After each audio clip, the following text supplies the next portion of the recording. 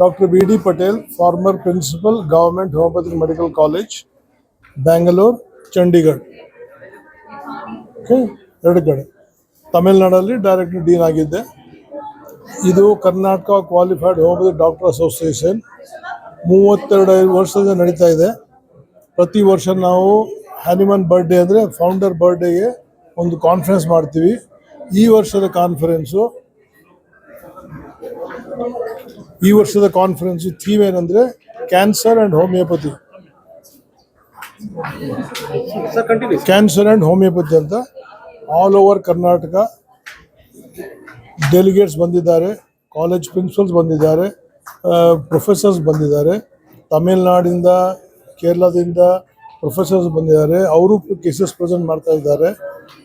ಆಮೇಲೆ ಇದರಿಂದ ಏನಾಗುತ್ತೆ ಅಂದರೆ ಹೋಮಿಯೋಪತಿ ಎಲ್ಲರಿಗೆ ಕೆಲಸ ಮಾಡುತ್ತೆ, ಕ್ಯಾನ್ಸರ್ಗೂ ಕೆಲಸ ಮಾಡುತ್ತೆ.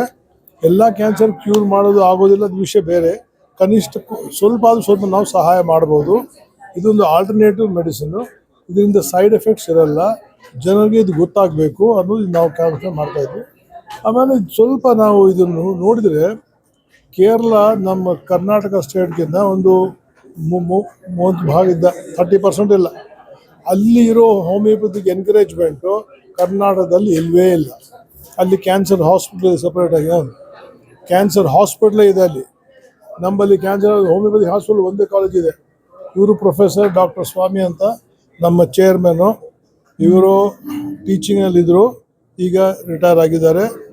ಇವರು ನೀವು ಹೇಳಬೇಕು. ಇವರು ಡಾಕ್ಟರ್ ಪ್ರವೀಣ್ ಅಂತ, ಇವರು ಪ್ರೊಫೆಸರು. ಇವರಿಗೆ ಹೋಮಿಯೋ ರತ್ನ ಅವಾರ್ಡ್ ಇವ್ರಿಗೆ ಕೊಟ್ಟಿದ್ವಿ ಈ ಸಲ.